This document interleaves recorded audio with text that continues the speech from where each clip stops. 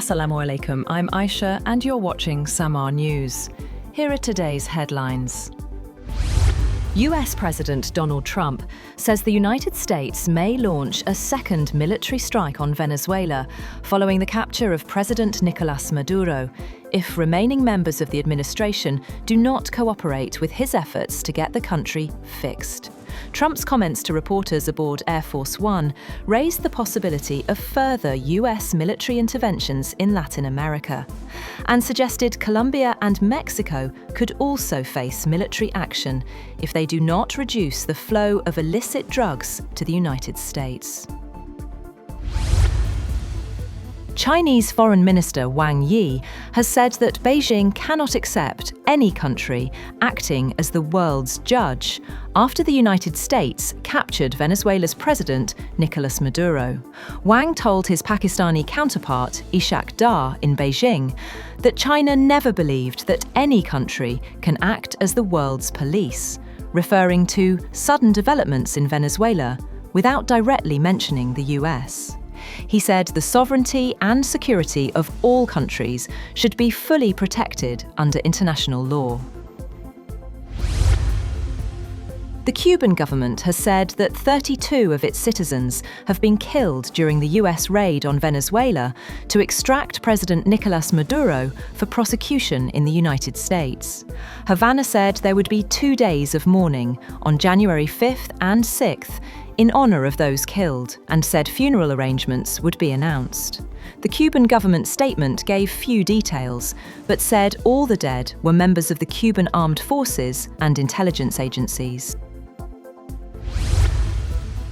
Venezuela's acting president, Delcy Rodriguez, has invited the US government to collaborate on an agenda of cooperation in a statement on social media that struck a conciliatory tone following the US capture of President Nicolás Maduro. She said that Venezuela aspires to live without external threats and that she wanted to prioritize moving towards balanced and respectful relations with the United States. Greenland's leadership has pushed back hard against renewed remarks by US President Donald Trump about acquiring the Arctic island, saying its future cannot be decided by outsiders. The reaction follows a US Special Forces operation that captured Venezuela's President Nicolás Maduro, an action that has raised concerns in Denmark about precedent. Trump, speaking aboard Air Force One, said he would revisit the Greenland issue in the coming weeks. Meanwhile, Greenland's Prime Minister, Jens Frederik Nielsen, has warned that threats and annexation talk have no place between allies. On the other hand, Germany's Foreign Minister, Johann Wadephul, said Greenland belongs to Denmark and could fall under NATO's defence umbrella if needed. He added that any move to strengthen Greenland's security would be discussed within the alliance.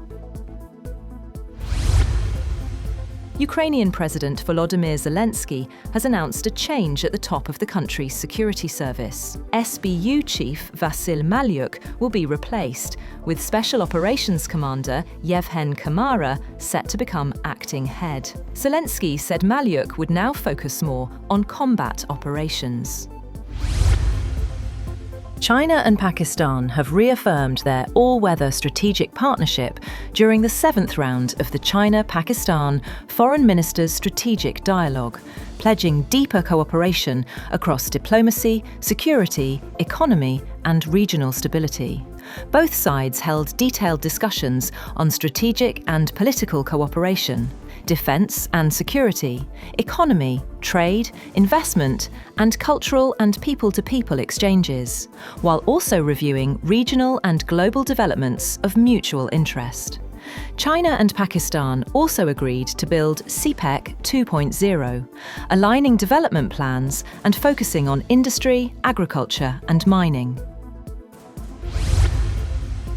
South Korean President Lee Jae-myung and Chinese President Xi Jinping have met in Beijing and discussed restoring ties and regional stability, as North Korea launched 2 ballistic missiles hours earlier. The two sides signed 15 cooperation agreements covering trade, technology, transport, and environmental projects. Xi called for correct strategic choices to safeguard peace, while Yi stressed the importance of strengthening economic and tourism links between Seoul and Beijing.